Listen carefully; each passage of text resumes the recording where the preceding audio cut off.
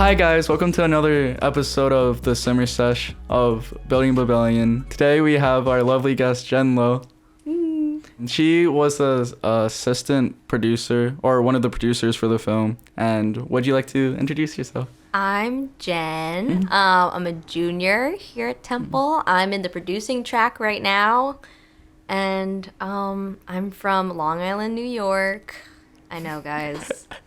Everyone likes to throw shade, but it's okay, because all y'all from PA. Yeah, that's me. There's nothing really else to say. Hey, at least it's not New Jersey. At least it's not New Jersey. Yeah, Sorry, could be my worse. New Jersey friends. Could be a lot worse. What drew you to Simmer? I feel like I was talking about this recently with somebody, because my friend Victoria Wilcox, who was on Simmer as well, asked me, like, how do you go about choosing a project or choosing a director that you want to produce for? And I think that Josh has such, like, an electric personality. I mean, you can attest to that, of course. Like, he's just, like, something about him, like, people are really drawn to him. He's got, like, so many amazing ideas, and he's also just, like, so fun to work with and, like, so kind, and I freaking love Josh. But at the end of the day, like, you can really see when, like, someone, like, really cares about their project, and, like, it was personal to him, but it wasn't, like, all about him, you know what I mean? Like, there was a greater meaning to Simmer when he presented it, and it really came across when he was pitching it to everybody, and you could just really see that. And I love that. I love that about his idea was clear, and he cared about it so much. And, like, I was like, yeah, we got to work with this guy. Like, he's the one for sure. How did that dynamic continue throughout the film pre-production and the actual days of shooting? What was so weird was that, like, I feel like we all clicked right away.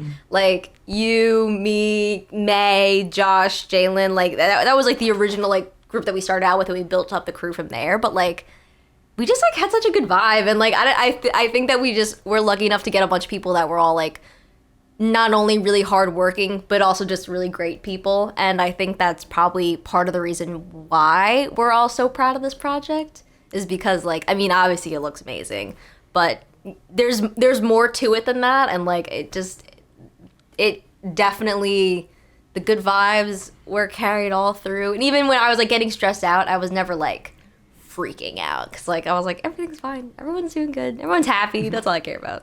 So it's fine. Yeah, I realized that too, like, throughout, like, filming and pre-production, like, our vibes were just, like, we clicked instantly, and I feel like that's so rare to come by, like, in any circumstance. But I feel like, especially within film, that, like, that core group, like, clicked so fast and right away, and we were, like, already immediately, like, I remember some of, like, the first meetings were already, like, cracking jokes, and I feel like we had, like, inside jokes already, and it was, like, not even, like, we didn't even shoot yet, or it wasn't even, like... We had barely gotten started, and, like, it was just, like, already so fun, and, like, it really solidified when we did, like, pivotal scene shoot, and, like, I think we all got, like, dinner afterwards or something like that. I'm like, this is a good crew, like, this is gonna be fun. So, yeah, I mean, it was just such a good crew. We were very lucky to have found that. I'm happy we did. I am too. Yay. How was working alongside May Stokes? Oh my god, I freaking love May. I love May. I love the whole crew. I love May. Me and May are actually working on another project for one of the graduate thesis projects for the spring, because I was without May, and I was like, I can't do this without her. Like, I need May. So me and May are co-producers. Check out, we don't know the name yet, Los Hurricanes or Vamos Gustavo, who knows. Coming soon, sometime in the next year, but me and May are gonna co-produce that. And, like, it's kind of crazy that me and May, like, found each other. I heard from our producing professor, Leanne, that some of the senior producers might be interested in having an associate.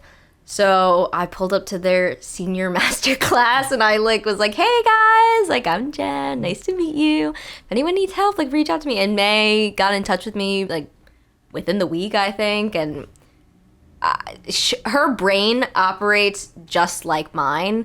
Like, if I haven't thought of something, she's already thought of it, and, like, vice versa. Like, we're always just like working side by side like really well together, and it's so rare to find somebody that thinks the same way you do, but like it was just so perfect because like I mean we think the same but we're also two different people, so like when I'm freaking out about something, May's like calm and she's steady and she's like, it's gonna be okay, like look, we can do this and this and that's gonna be fine. I'm like, okay, yeah, you're right.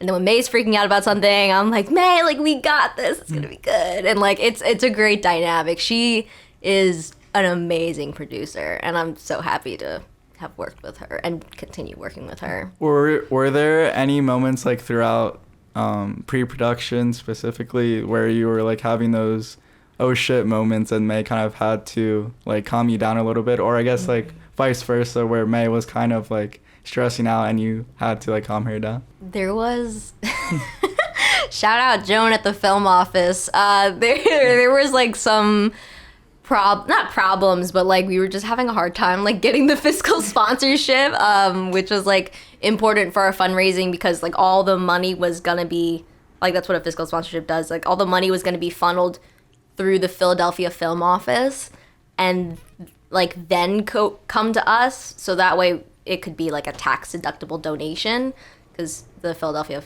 film office is a non-profit. It's a whole thing, but yeah, no one cares about that. But like, so May was like the one that was like in contact with Joan, and Joan was like, "Oh, send us a check to pay your application fee," and we were like, "A check? Like, could we Venmo somebody or like something like that? Like, we don't really have paper checks. What are that?" So, yeah, we had a bit of a moment there. And actually May was like really stressed out, like, cause she was also handling like the bulk of everything else. So she was like, can you just like go downtown and like hand some lady this cash and this envelope? And I was like, all right, sure. And I pulled up to this woman's apartment building and like, it was just like really like, it was like bougie. They had like a doorman and it was like Christmas time. They had like the whole like tree and stuff like that. And I was like, okay, Philly Film Office. Like, I see y'all. Cool. But yeah, I mean, that was like a bit of a moment, but it got solved pretty fast, I think. Yeah. How about on set? What was like the biggest moment? Oh my God. There are like two. Day 2 was probably the most stressful day because that was the first day without Lizzie, our wonderful AD, and Nathan, second AD, had to step up and fill in that role, and he killed it. But like we were like, oh God, like is everything gonna go okay? And we were nervous about that. And then on top of that, we were having problems with scheduling with Temple to film at Fox, and we also wanted to film at Tuttleman too, just to use some of the classrooms and like the hallway. Like it wasn't anything crazy, but like everyone was like MIA or like giving us wrong information. Like I think one person at Fox was like, oh yeah, the building's closed on Sundays, you won't be able to get in. And then we were like, oh my God, like we asked you to film on Sunday like months ago and you're just telling us this now? And I remember me and May, we were running around like crazy. We were like running up to all the classrooms in Tuttleman, trying to see if there was one that was going to be open. We were like finding a bunch of random people in the offices, and like, I think we left set for like a good like hour and a half, just like wandering around trying to find someone to help us. Turns out that the building was open.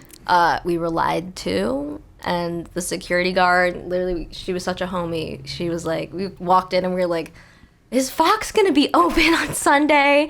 And she was like, I mean, yeah, it's open every day. And we're like, you were told that I was gonna be closed? And she was like, no, y'all can come. And we're like, all right, great, all right, see you then. So yeah, that was a bit of like an oh shit moment, but like, again, you know, just a little magic, and it all came together eventually. How long were you guys? Like estimate how long were you guys like running around trying to like figure it out? Like a minute. And like it was also like the whole day like prior to that and like the day before. Yeah. And we were just like coming up with every possible solution. We were like, I mean, we could push it off till next weekend, but like can we? Because like I don't know if we're gonna get the actors back, and like it was a whole thing. But it was like the first 2 days I think were like consumed by like, fuck, we can't get into Fox, but it was okay. It was totally fine. Yeah, I don't know how you guys pulled that off because we were like filming throughout those days, right? And it was like 8 hour days too. So it was like we were filming like throughout the entirety of the day, and I like remember you guys telling me and like explaining like the situation and stuff. I'm like, how are you guys going to like pull it off? And then the next day you guys pull it off. I'm like, were you guys just having the issue? No, you guys, because it all happened so fast. Like, but that's what I feel like producing is that like you can plan as much as you want, but like at the end of the day, like there's just gonna be those problems that come up at the last minute, and you just like on the fly like have to think of something, anything. Like we were like, oh, maybe we can like sneak into Tuttleman, like let's like prop open one of the doors, like maybe we just like no one's gonna know, right? And then we could bribe the security officer. Like how much do we have in the budget for that? Like obviously we didn't do any of that, but like I was ready to commit some crimes. Commit some crimes and throw some hands up. Yeah, I was ready to throw hands. I'm like, Fox, like come meet me at Annenberg 2:00. Like I'll be ready for you. But I mean, you just have to be a quick thinker, I think, is what it really is. And you know, between me and May's combined brain power, we were definitely able to figure something out. But yeah, it worked out for the better, I think, too, because those shots are beautiful. Oh my God. Jalen did such a good job with like those handling those shots, and especially with like the rooms that he was giving, because like I was thinking about it, because like I was in the room with when he was recording the bathroom scene, but I could only imagine he was just like telling me of how like tight that space was, and I was like, how the hell did you get those like shots and stuff? Oh my God, I don't know how Jalen does it. I worked with him on like a couple projects at this point, like, and I've seen his process like beginning to end by now, and like still every time I'm just like, damn, like you're fun to work with, because like Jalen, you know, he's fun to work with because like he'll push you around a little bit if he's not afraid to, but it's just so fun like seeing the end product. And honestly, like there's so many, like the whole team of people, like that like whole camera crew and like the lighting crew, like they're just all such talented people. It was like, I love those guys. Yeah, it was great. What was your favorite day of shooting? Even though they were really stressful the first 2 days when we were in the studio, it was just so fun seeing like between like art and like the acting and all that stuff. Like, oh my God. And just being in that like crazy space. And then like seeing like you came up with the dailies like the third day, and just like seeing that shot of the bed. Gives you chills. Like that is like my heart like drops. Like I could like feel it in my stomach, like when that like bed comes on the screen and it's just like floating in the void. I'm like, oh my God, it is so cool. And those days were so fun because I kind of like the like shooting in a studio vibe. Like you're stationary and like it's like a blank canvas. Like you could play around so much. And like Josh and Jalen, like the art department, like Kale and Tyrone, like they did so much with just this black space. I'm amazed by that. It was so cool. There were a lot of people on that set. How were you able to manage all those people at once? Because, like, thinking about it, I could not. We had a lot of people. I think, like, at most it was, like, 22, maybe 23, 24. I don't know. I can't remember the number. But, like, it was, all right, well, little fact about me is that I was drum major in high school of the marching band. And our marching band was like 100-ish people, between like 80 and 100. And the drum major's in charge of them. And it was like me and like 3 other majors. So like we like obviously split the responsibility, but I kind of got used to talking to a big group of people that I'm supposed to like kind of like guide. And thankfully I had that experience in high school that's like definitely like helped me a lot since then. And like I think that it's important to like build a relation. It's hard to, but it's important to like try and build a relationship with everybody and anybody. And I think that if like kindness goes a long way, and like as long as you're like I always try, even when I'm like busy and running around like doing other things like finding locations at the last minute, like I always try and like run around and obviously like check in on like the director and the DP and the AD and make sure that they're feeding themselves and drinking water, like see how they're feeling, because like, you know, when you're working that hard, they, like Josh literally forgot to eat a couple times. But also just like generally checking in on your crew, because like as a producer, I think that's always my priority, is like the health and safety of my crew. And I think just like letting people know that you care about their well-being, I think is what goes a long way, and then they'll respect you more for it. So being in charge of that many people like wasn't too hard, because I hope I had a good relationship with everybody on set, but I guess time will tell. But I loved all of them. They were all really great people. Yeah. It was so reassuring to have you on set, because it was like so cute seeing you like go around, because it was like almost like you were like the mom of the group, because you were like I remember like a couple times you like kept like coming to Jan. It's like, you need to eat, you need to eat, you need to eat. Yes, because it's important. People forget it all the time, and like, oh my god, I had a friend of mine who on like a set we just did who like came up to me and like was like not feeling well at all. I'm like, have you drinking water today? And they're like, oh, forgot to do that. I'm like, yeah, see, drink your water, guys. Yeah. It's like the easiest thing to forget, but it's like the most like important thing. Yes. To, because like, I always forget to drink water like every single day, and I'll like call my mom at the end of the day, or like call my boyfriend, start like whining, be like, oh, I don't feel well, and then they're like, did you drink water? And I'm like, oh, damn it, no, I didn't drink water. Actually, my water bottle right here. Now I'm already drink water because it's important. I need to do that. I need to start carrying like a hydro flask around. No, get your emotional support water bottle. It's crucial. Also, like, get a water bottle that like you really like, because I love the color of this thing. Get like one that like excites you. One of my favorite moments while on set was the very like last moments when we were people watching. Off the like through the window and stuff. Yeah. Is that like do you do that normally, like when you're just like walking in public and stuff, or is that like a frequent like thing on your mind? Because like that was such a funny moment, because we were like just standing there for like at least an hour, just like, we were there for so long, and then they were like, guys, you wrapped. I'm like, you're done already? Like, I didn't even realize that we were close to being finished, but okay, like, slay. You know, it really fascinates me what people, like, the way people behave when they think no one's looking. Like, that's, like, just, like, an idea that's always really... I want more movies made about this. I think that's just, like, such an interesting idea. I used to live in the 17th floor of Vantage my first year, and it was COVID, so we were inside all the time. And, like...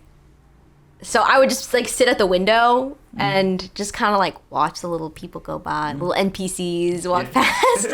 And I just, like, I love watching. I think it's so interesting because, like, sometimes, like, it's actually, like, so pure. Sometimes you'll just see people walking by with their headphones, like, they're, like, doing a little dance. And, like, it's really cute. And, like, sometimes you see people do, like, crazy things, and you're like, oh, my God, like, you're... psychotic. But then, like, are you really? Because I mean, I would probably do things that people think are crazy when I think no one's looking. Yeah. It's so interesting. So I think it's like maybe like in my subconscious, but like whenever I'm able to like observe people from afar, like in that one area that we were in that just had those like big like floor to ceiling windows, and that's like such a busy spot on campus too. So like I was like looking, I was like, like we could judge people right now. Especially that one guy, he like went into his car and just was there the entire time. Oh my God, yes. So I hope he's okay. Shout out that guy. He like, what was it? He was like vibing. He got like food or something, and he was eating in his car. Yeah. And then he like gets like he's like on his phone a lot, and all of a sudden. And he got like really depressed out of nowhere. I'm like, the vibe changed for like, oh no, did his like girlfriend or something like break up with him, or did like that's also what's so crazy to me is that like when we first saw him, we were like, oh, like he's definitely a really like happy-go-lucky guy, like golden retriever energy, and then like something like and we were literally like dozens of feet above the ground. He was like in the street sitting inside of his car, and we were like, something's happening, like something seems different. He's been on his phone for a while.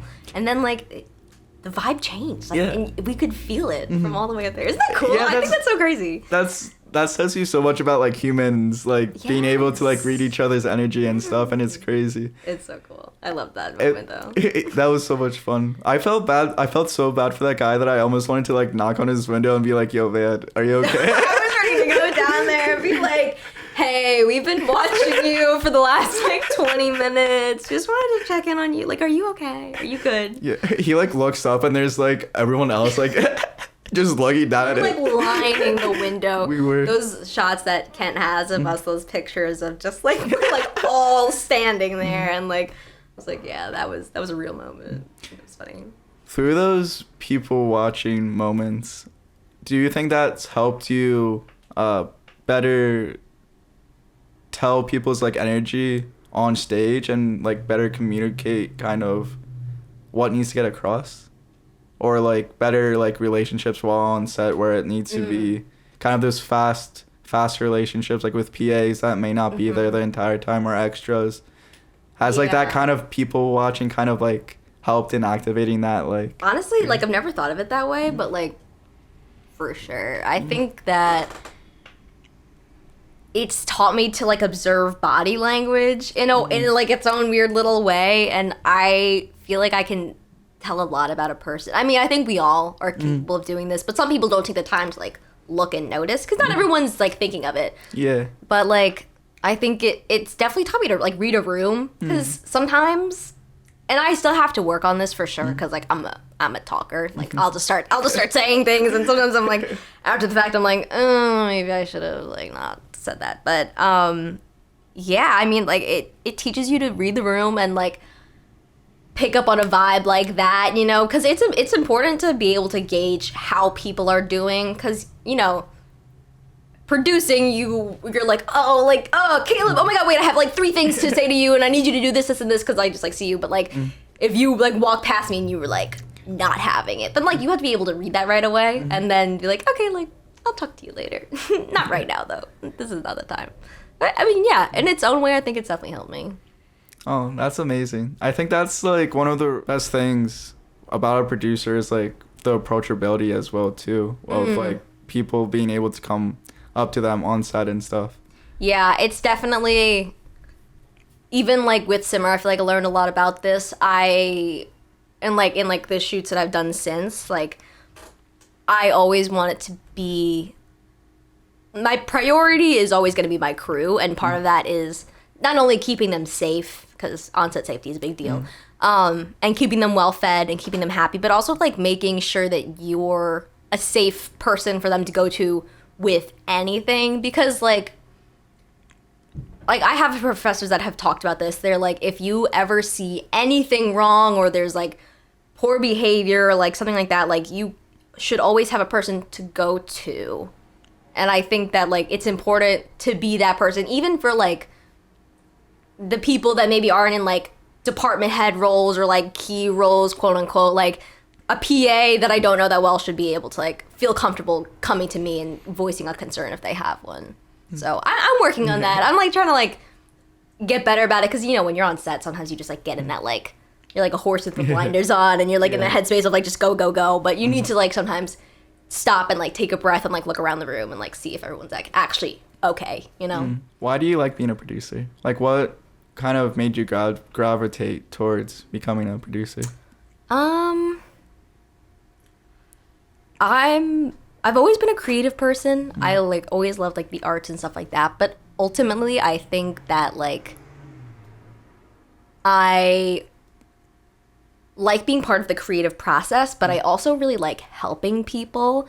And I mean, you know, obviously I feel like when everyone got to film school, they're like, I want to direct, I want to hold the camera, I want to do this and that. But like realistically, like there's one director on every set, you know? And I saw like all these other amazing creatives like Josh and like all my other friends in the directing concentration. And like they all have such clear ideas and like clear visions. And I've never really experienced the need to tell a story like just completely from my own brain, and maybe one day I will, but like at least not right now.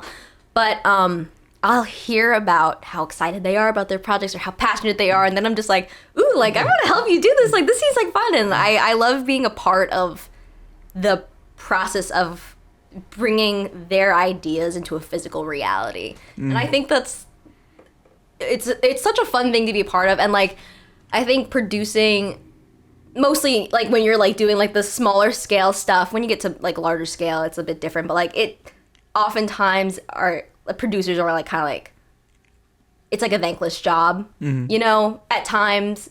But at the end of the day, when you and Best Picture at the Oscars, the producer takes home the award. So, hopefully it'll pay off eventually. We'll see what happens. But no, I love helping people. I think is really what it is and what it comes down to. If you weren't a producer, what role do you think you would gravitate most to? Assistant director. I would love to AD more. I mean, I don't think I know enough about, like, the actual shooting process. I mean, like, I know like what I picked up along the way, but like that knowledge is still pretty limited. But oh my god, being an AD is so fun. I've only done it like a couple times, but it's so fun. I love just yelling at people. Quiet on set, you know, like it's so fun. I mean, there's definitely people out there that are like better than me, but like I love it. I love the role because being on set is so fun, and that's like probably, aside from like the cinematographer, I think the most active like on set role. So yeah, that would be really fun.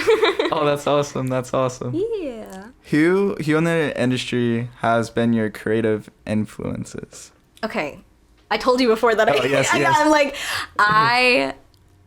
obviously there's like really talented creatives out there that have like been inspirational to me, like Michelle Yeoh just winning the Oscar. I always love Meryl Streep, love my girl, like, you know, like the people that are just like really good at what they do. But creatively speaking, not in the industry, but creatively speaking, my dad actually has been a really big influence on me. And my mom too, she's an artist, both my parents really. They both went to art school, studied fine arts. My mom currently, she's like a freelance like graphic designer. She does a lot of like social media work and like works for like companies and like building websites and things like that. And my dad is a professor and he also like paints and he's like a freelance artist. And I've like kind of like watched the two of them work my whole life. And like my dad has this studio in the backyard that's like filled with like all his stuff. And like my mom, you know, now she works from home. So like it's like, I've like started asking her more questions recently, and like the two of them, like they're very creative people, and seeing just the way that they work, and also they've taught me to be like a leader and like put myself out there and not be afraid to like take risks and stuff like that. So like I think creatively speaking, they've probably been the most influential for me. Oh, that's so amazing. Yeah, love my mom. I love my dad. What made you come to Temple University? Oh, God. I don't know. Oh, my God. People have asked me this because I'll tell them, like, I'm from, like, Long Island. They're like, why are you here, you know? I was looking at a lot of schools in NYC, but, like, my dad works in the city, and I love my dad, but I was like, I think for growth purposes, I should probably like get out a little bit. So I looked at my other choice if I didn't end up here is probably gonna be Emerson College in Boston. Their film program was a lot more like TV center, kind of like what like the Klein MSP major is here. But Emerson was like really white, like it was really white, like it was, I think their diversity rates, it was like 80% white kids, like damn. Crazy. I did not know that. Blew my mind. And like I mean I knew it was probably like gonna be like, you know, not the most diverse, and like I was like, okay, like maybe it'll be fine, but then like looking at the numbers I was like, oh my god, like this is crazy. And like it was like 80% white and then like 15% like Asian, and I was like, guys, like this is insane. So, and like I feel like that's just, especially creatively speaking, like you need to have people from all kinds of backgrounds. Yeah, so Temple was the most diverse, and it seemed like even though the film department was like small, it definitely seemed like the people that came here like kept their connections and like with each other, and I feel like that's like kind of like what we're all building now. So I hope I can like keep these connections like going through after we all graduate, but like I don't know, I didn't really think too hard about it. I mean, it was COVID, so I was like, like I don't go anywhere, and I finagled them into giving me a little more money, so like, oh, that's awesome. Yeah, not a lot, but you know, college is still expensive. Yeah, it's a scam. It's a scam. It's a scam. So yeah, don't tell anybody, but yeah. But Temple. yeah, that's the one thing about Temple that I appreciate is the diversity, and like everyone comes from like so many like unique backgrounds as well too, and like that like Temple bond is like crazy too, because like within the LA and stuff, like there's like so many people from Temple, and they're all, like still like close and stuff. Like it's just crazy. That. No, it honestly is like. And I just appreciate how much I've learned from everybody else, because we are all from like such different backgrounds. Like I feel like I've learned a lot from everybody. And like I don't think I would have gotten that if I was like at one of like the Manhattan schools or like Emerson. Yeah. So fuck that school. Yeah. Sorry, Emerson. No shade. Yeah. What is your dream job and why? I would love to one day run a production studio. I think like I want to like definitely do some like freelancing, whatever first, like pay my dues and all that stuff. But like years down the line, I think that's like end goal. Because like I think it'd be cool to be your own boss, and yeah, like I just want to wear like cool pantsuits and just like wag my finger and say like give us more money, you know. Like I think that could be really fun. And I also think like it would be cool to like be the umbrella that can like make all these other projects happen, you know. That's amazing. Where would you want to work? Like, what's the dream location to work at? Anywhere in the world. I think I would love to go back to New York. Ooh. Yeah, I know it's so expensive. It's so expensive. It's so expensive. But, like, I mean, I like NYC for the same reason I like Temple, because, like, it's just got everybody from all walks of life, and you can meet so many cool people, and none of them will be the same. Like, it's honestly so crazy. And I feel like so many other cities you go to, like, everyone's kind of got like a similar vibe, and like New York definitely has like a vibe, but like it's just got so many interesting people. I follow Humans of New York. Do you follow them? I do not, Instagram? but I do not. Follow them. Oh my god! And it sounds so interesting. That's why I was like, ooh, I need to. So cool. This man literally like, I mean, sometimes like people will like submit to like the account and say like, oh my god, like this person, like you need to interview them, but it's always like people that like really just like pull themselves up by their bootstraps, or just like have like been through like some crazy things. And but in the photos, I mean, he captures these beautiful portraits of them, obviously, because he's a great photographer, but like in the portraits of them, like they just seem like regular people that you'd be passing in the street, but they've been through this crazy like I can't even think of one right now, but like it's insane. And like I think that's so cool to like be in a place where there's just so many people that are just from every background and like been through every scenario you can imagine, and like that's so cool. So, and also, you know, close to my family and where I'm from, kind of sort of, so like it would be nice. But I mean, I'm open to anything. We'll see. We'll see what happens. I really need work, really. So we'll see where it goes from there. Oh, that's amazing. That's why I like interviewing people in like documentary work so much, because I feel like it's crazy all the stories from like a simple person that you like just like walk by on like an everyday route to like going to 7-Eleven or something. No, like, that's how I feel with the people watching too. Cause like you just see them walk past, and like, you know, when we're just passing people in the street, like you don't think anything of them, but like, there's a word for that. Yeah. Is it sonder? I think it might be sonder.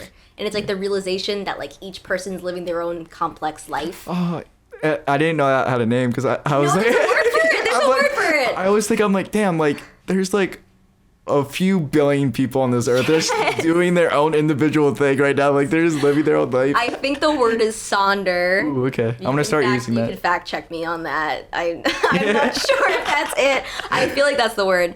And it's so, that's like the most human thing, is because we're like really wrapped up in ourselves all the time, and especially like I feel like creative people are very inside their own heads all day every day, but like it's cool to like kind of like step outside of that and like really observe people, and like it came full circle. But it's awesome. It's so cool. I love people watching, and I want to be in a place where I can do that IRL, you know.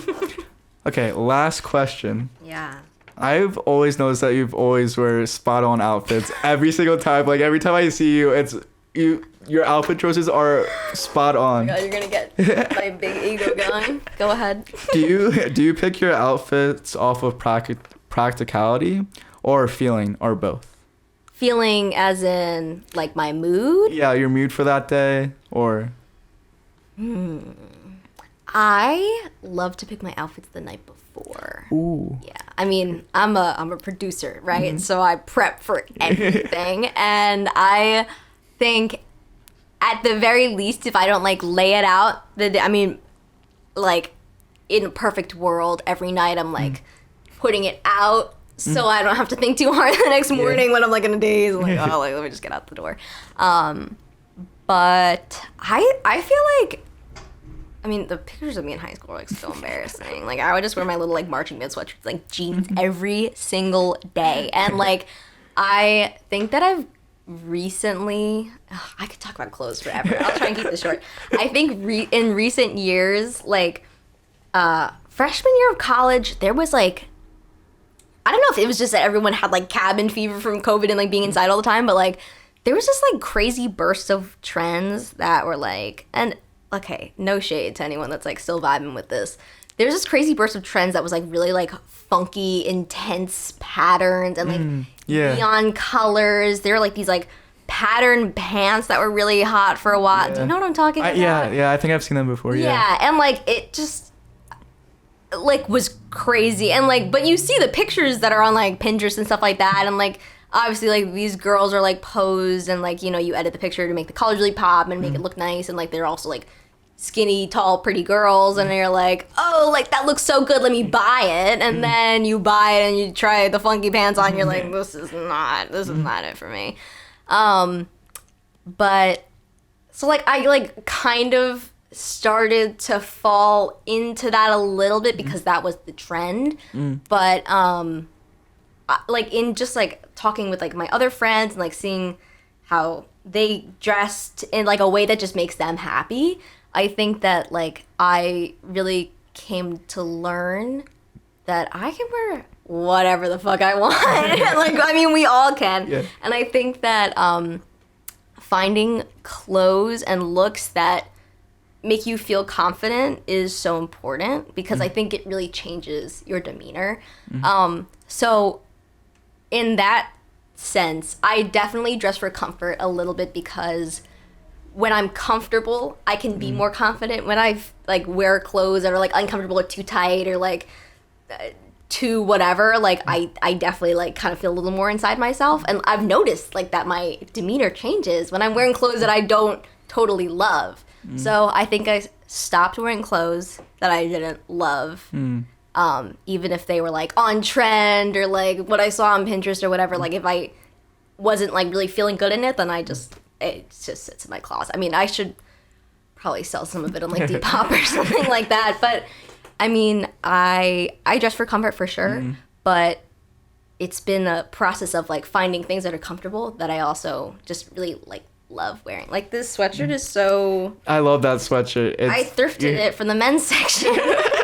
That's awesome. But like I vibe with it and like I'm comfortable now, and like I knew I was gonna be on camera today, so I'm like, okay, like let me pick something that like I'm gonna feel good in. And also like elevating your outfits. All right, I'm gonna get into a rant now. Oh my god, I'm so sorry.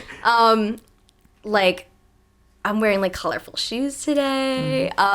Finding a pair of jeans that fits you really well and like suits your body type. It's the worst process in the entire world because you will buy like 1 million pairs of jeans or try on 1 million pairs of jeans, and it's exhausting. And trying on clothes in stores is like, so annoying. It's the worst. It's the worst. But if you find like one pair, like I finally found a pair of jeans that like fits me well because I'm 5 feet tall. So like clothes don't always like fit me the way that they're supposed to.